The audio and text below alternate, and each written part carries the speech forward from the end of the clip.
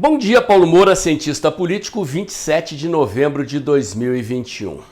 Gente, a proposta do vídeo de hoje é levar vocês a uma reflexão sobre a questão do antipetismo. Já se passaram alguns anos que nós removemos o PT do poder e a pergunta que eu quero fazer a vocês é: vocês acham que o antipetismo morreu? Que ele não é mais motor de motivações políticas da população brasileira?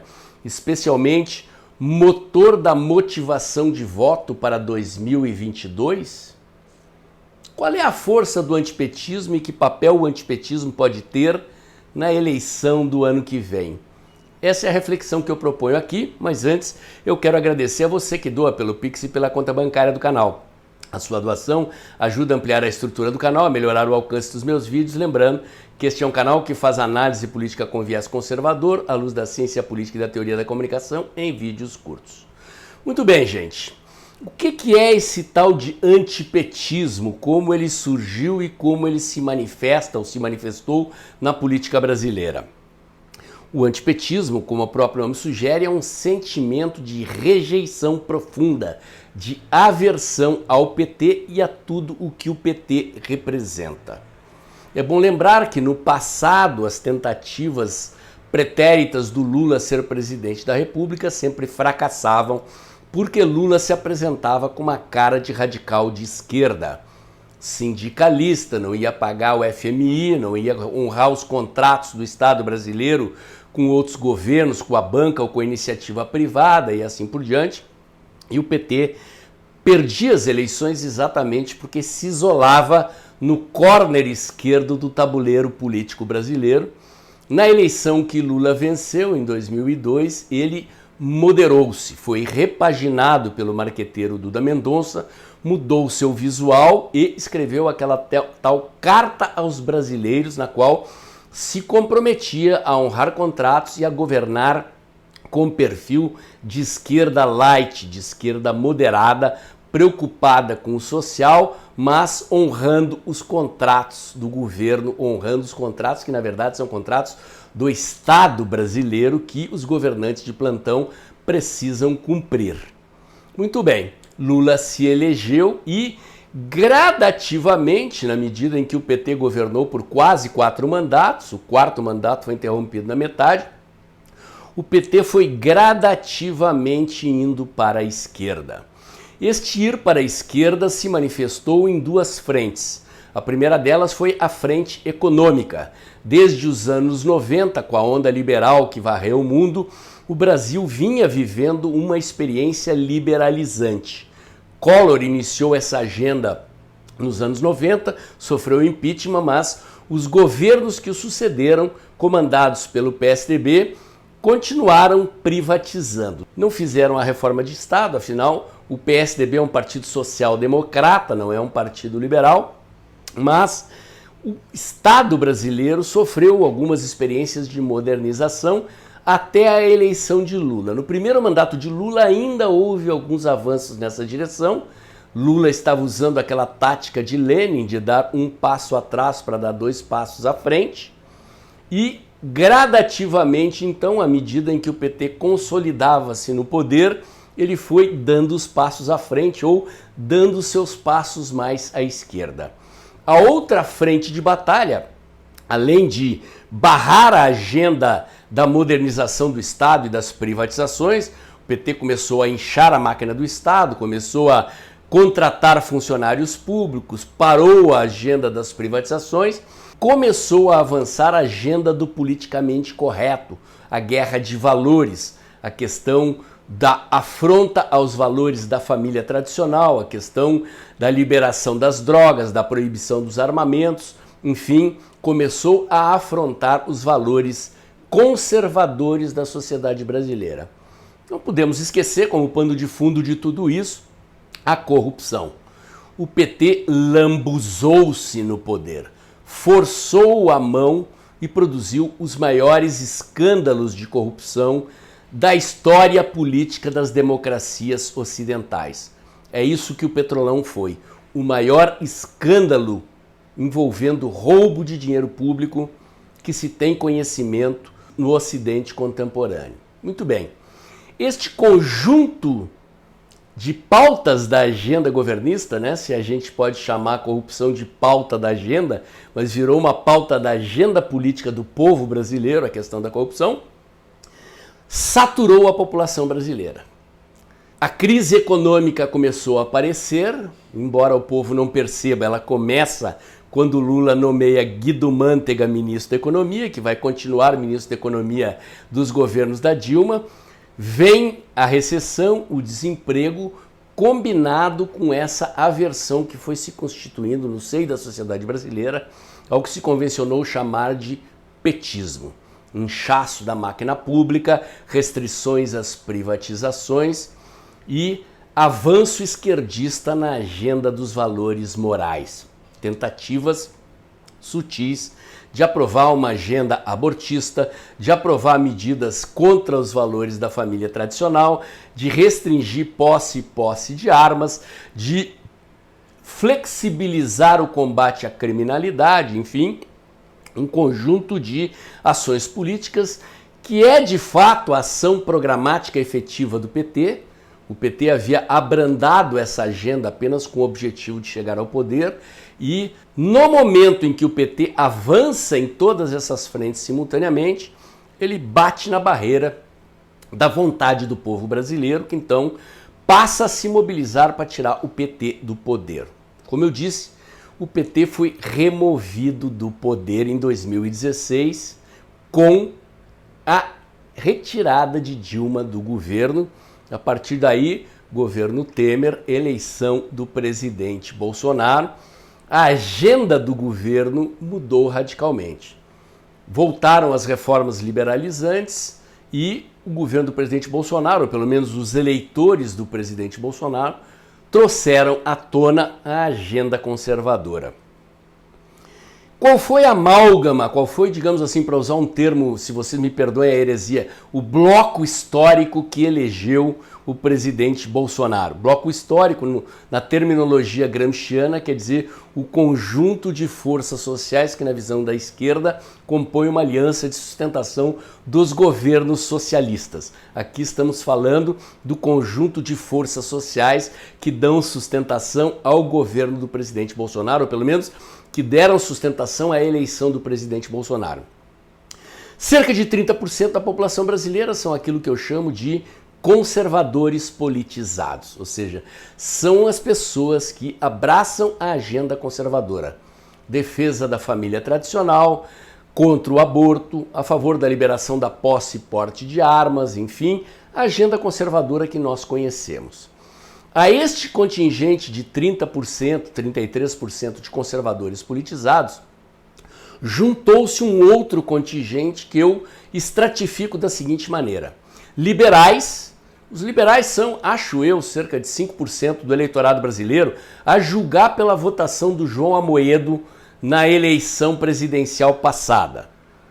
Os liberais são aqueles que não dão tanta importância assim para a agenda de valores, aliás, muitos deles, inclusive, são a favor da liberação das drogas, a favor do aborto e tudo mais, mas são a favor da redução do tamanho do Estado, da redução da carga tributária, da modernização da máquina do Estado, enfim, de uma agenda que é predominantemente econômica, embora o liberalismo tenha um núcleo de valores políticos e valores morais junto com a agenda econômica.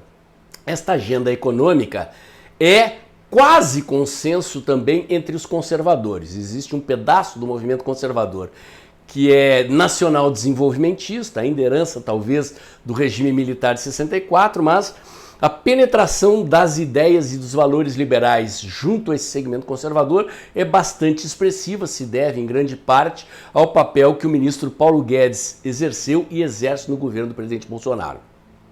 Depois houve um outro contingente que são os lavajatistas, ou aquelas pessoas cuja principal motivação para participar da política é o combate à corrupção que, no âmbito dos governos petistas, se materializou na Lava Jato. Ou seja, são pessoas que não são necessariamente conservadoras, que não são necessariamente liberais, e que acham que o combate à corrupção é a principal coisa que qualquer governante deve fazer no Brasil. E, finalmente, um contingente de eleitores antipetistas, ou seja, pessoas que votariam em qualquer candidato desde que ele significasse retirar o PT do poder ou evitar que o PT volte ao poder. Este conjunto de forças compôs os quase 58 milhões de votos que o presidente Bolsonaro fez e se elegeu, num ambiente muito diferente desse de hoje. Nós vivíamos naquela época o auge do antipetismo. É como se fosse uma panela de pressão com uma válvula que o presidente Bolsonaro foi lá e abriu. Ao se eleger, ele aliviou esta pressão. Ufa, tiramos o PT do poder. A pergunta que fica e que eu fiz na chamada do vídeo é: este sentimento antipetista que confirmou a maioria de eleitores que elegeu o presidente Bolsonaro desapareceu por completo? Não tem nenhuma força, não tem nenhum apelo eleitoral mais válido para 2022? Pois eu quero crer que este sentimento esteja vivo. Quem me alertou para isso foi o meu amigo André, a gente conversando aqui no WhatsApp, ele assiste meus vídeos diariamente, é seguidor do canal, e me sugeriu esse tema, dizendo que ele acha que sim, o sentimento antipetista continua sendo uma espécie de partido virtual cujo programa de governo é impedir a volta do PT e que ele é e será o principal mote, de novo, da eleição de 2022, ainda que mitigado, que, digamos assim, menos significativo do que foi em 2018. E essa questão é fundamental para a gente compreender a dinâmica do jogo político. Para quem acompanha o canal aqui já me ouviu dizer que eu estou acompanhando pesquisas qualitativas em estados brasileiros e que nessas pesquisas a memória de Lula corrupto verte espontaneamente na memória dos eleitores. Não estou falando dessas pesquisas quantitativas que a imprensa costuma publicar. Não são pesquisas que geram dados estatísticos, são pesquisas de grupos de eleitores que são reunidos em salas específicas com um moderador de dinâmica de grupo e este moderador vai apresentando temas para o debate, mostra lá a foto do Lula, a foto do presidente Bolsonaro, pergunta o que vocês acham das eleições, vocês acham que o Lula tem chance de ganhar, vocês acham que o Bolsonaro tem chance de ganhar, o que vocês acham do Lula, o que vocês acham do Bolsonaro. Quando são expostos a foto do Lula, eventualmente matérias de jornal com declarações do Lula, eleitores, numa parcela expressiva dos participantes desses grupos, acham que Lula tem dificuldades para se eleger e que a sua imagem de corrupto pesa sobre isso. Na ciência política, no estudo do comportamento eleitoral e da comunicação política, quando um estrategista de comunicação encontra este sentimento generalizado em vários grupos de eleitores, isto quer dizer que aqueles eleitores que estão ali na frente no grupo não são personagens isolados. Eles convivem em círculos de relacionamento social junto com pessoas parecidas com eles que pensam da mesma forma. Portanto, esta percepção de que o PT é um partido corrupto, de que Lula é um partido corrupto, está viva e só precisa ser despertada. Este é o papel da comunicação, este é o papel, no caso de nós que apoiamos e queremos ver a reeleição do presidente Bolsonaro, de todos nós. É preciso despertar o sentimento antipetista que está um pouquinho adormecido na mente do eleitorado, mas está vivo lá, guardadinho no escaninho. Nós temos que ir lá abrir a gavetinha do cérebro das pessoas e trazer este assunto à baila. Neste momento da campanha eleitoral em que nos encontramos, a bola da vez é a do Moro. O assunto da mídia é o Moro. Eu tratei disso, pelo menos, nos 2 vídeos anteriores aqui do canal. O establishment está tentando alavancar o Moro a um candidato viável da terceira via para tentar desalojar o presidente Bolsonaro da condição de anti-Lula, de anti-PT. Diante disso, é preciso considerar que Moro também carrega um pouco desse simbolismo do antipetismo e que será necessário a todos nós evitar que Moro cresça e se viabilize como candidato da terceira via. Mas ninguém encarna com mais fidelidade, com mais autenticidade e com mais força o sentimento antipetista do que o presidente Bolsonaro.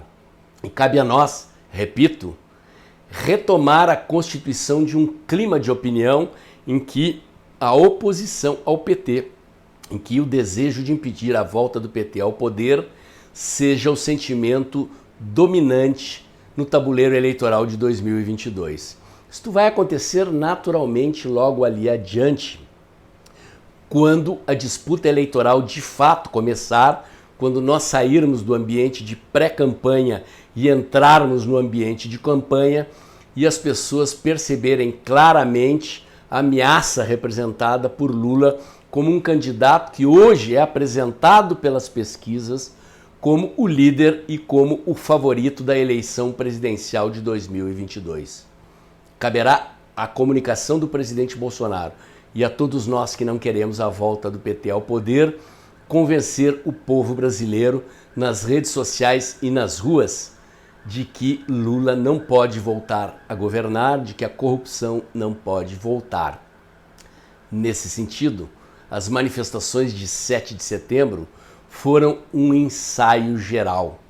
O presidente Bolsonaro ali experimentou levantar a onda antipetista de novo e nós fomos às ruas produzindo manifestações gigantescas, acho eu até maiores do que aquelas de 2016, quando nós derrubamos Dilma Rousseff, sinal de que podemos repetir a façanha em 2022. Meu comentário de hoje era esse. Se você gostou, curte, comenta, compartilha, bota o dedãozinho lá, aperta o sininho para o YouTube avisar você quando tem vídeo novo no canal, inscreva-se aqui no meu canal, inscreva-se nos meus canais alternativos do Telegram, o Dextra by Paulo Moura e da COS.tv, o Dextra Jornalismo. Acompanhe meus comentários diários no canal Tempo e Dinheiro do jornalista João Batista Olive, de segunda a sexta-feira entre 1h30 e 2 da tarde. E lembre-se, o vídeo está acabando. Logo depois da vinheta, abre o aplicativo do seu banco e pinga um Pix aí. Até o próximo vídeo.